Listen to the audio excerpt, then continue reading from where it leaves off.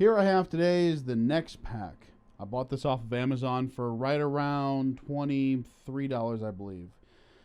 I bought this bag on accident, actually. I meant to get the 18-inch bag in navy blue, but this one is, in fact, the 15-inch bag in tan.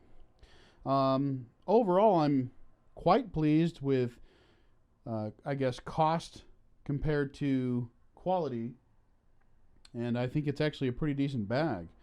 What I want to do is go through a quick overview on this bag with you guys and show you what the 15-inch bag offers you. It's slightly bigger than what I was anticipating. I actually thought that I was going to get a smaller bag out of it, but it's actually not too bad at all. So first things first, we'll start here with the shoulder strap. And with the shoulder strap, you'll notice that everything's plastic. So this fastener here is plastic, this is plastic. It goes to a pretty small pad over to the other side. Now, even though they're plastic, I think they're quite strong, actually. I think they're quite strong as to compare to what you think you would get. So overall, a pretty nice clip. You know, I mean, I can really pull on this, and I'm not afraid of breaking this at all. Now I've got about 15 or 20 pounds in the bag right now. Yeah, it's probably about 15, 20 pounds, and nothing stressing.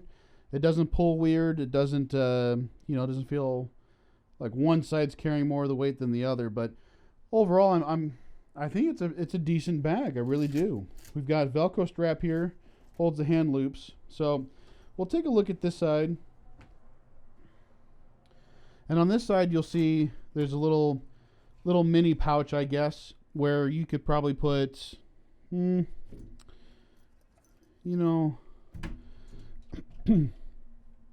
where if you were going to carry maybe some tools, maybe some batteries, maybe that'd be a decent pouch for that. That's not a big deal. I don't have anything in there currently as far as what I'm going to bring with me to the range. Let me pull this back out. So right now I've got them empty, but this isn't a bad spot for a cleaning rag though either. Maybe something that's of a little less risk of falling out. You can put sunglass rags in there. If you wear glasses like me, you want to keep microfiber cloths with you anyways. But you can never have too many cleaning rags. We'll go into this pouch here, and there's nothing in it. This liner here is actually a waterproof liner, I think. Water resistant anyways. So the bag has this liner throughout the whole thing. I think this would be rated as water resistant. I don't know if that's what they're advertising or not, but this is what I think it is. And there's a good amount of room. There's a few inches worth of horizontal room, and laterally we're looking probably about 8 inches tall. Maybe up to 10 or so is probably what that is. On the other side, it's pretty much the same deal. You've got like this single strip of Molle webbing. Maybe my knife won't fit on that. Like, it'll hang on like that, but not the other way around. Got a small flashlight here. That kind of works. I'd probably be afraid of that falling out. Can we use the screwdrivers here? I mean, they hold on okay, but if this bag's if this bag's in risk of being tipped upside down at all, I wouldn't want to keep anything. So, same Velcro pouch there. In here, I've got things like my headphones, or not my headphones, my ear protection, some gloves. So these Oakley Aviator gloves and the hearing protection leaves you a decent amount of space. On this, I could probably put this pair of binoculars here on this other side without any real problems. That fits in just fine right there. So now we've got binoculars, hearing protection, and gloves on our side pockets, still with plenty more room to go. Then we've got these loops here, which if you had a keychain or something, you could hook your keychains there. 2 small pouches up front. My front one I've got some cleaning supplies, some ropes. That's what I keep in that pouch.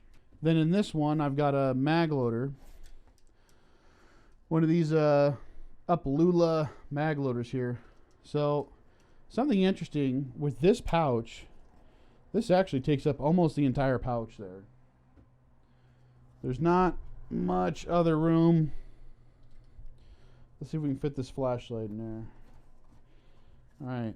Yep. So that and a flashlight pretty much fills up that whole pocket. And here is where we're keeping our glasses and markers. So we got 2 pairs of safety glasses.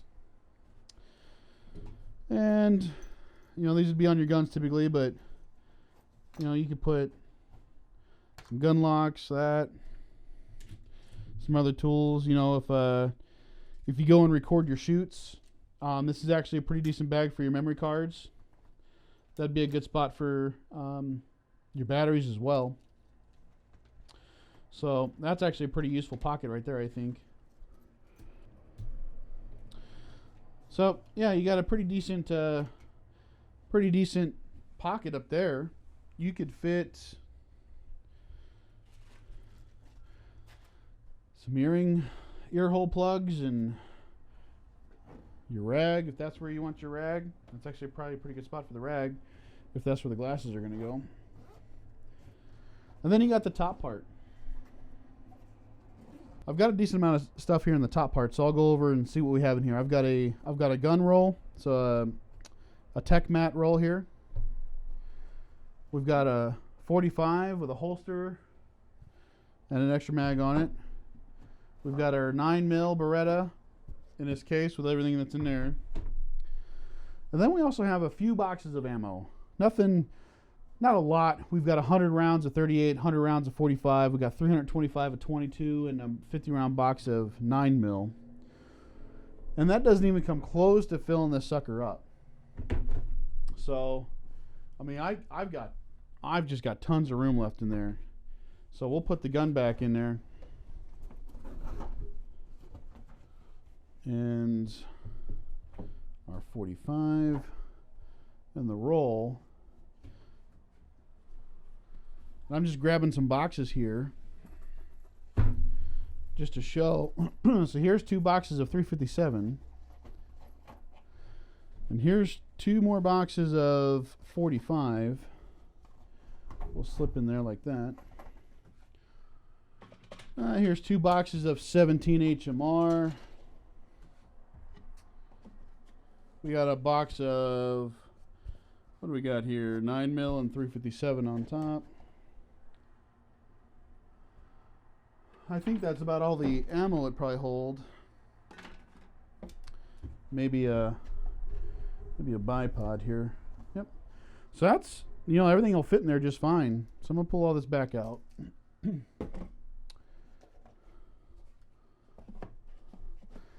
And I think that's a pretty respectable amount of ammo. My concern would be that the weight would be too much for it. I think you start piling that much ammo in there, you probably ought to be bringing a metal ammo can with you, or if you like the plastic ones, whatever. But I think that'd probably be all that you'd want to carry in here. And this alone, like I said, I mean, I don't have a scale on me, but that's a good amount of weight. And it's pulling really nicely across these cross-stitched panels, both front and back. The bag isn't terribly thick on its own. It's not thick.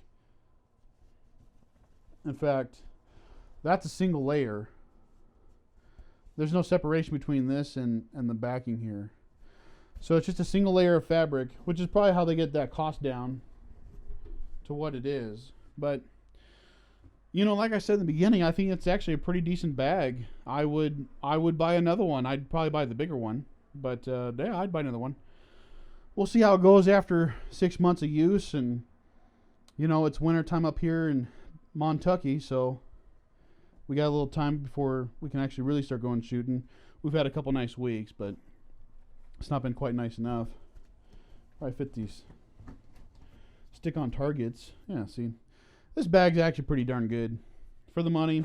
I'd recommend it. So if you have any questions, comments, or whatever, go ahead and leave them down below. And I really appreciate you watching the video, and stay tuned for more. We'll see ya.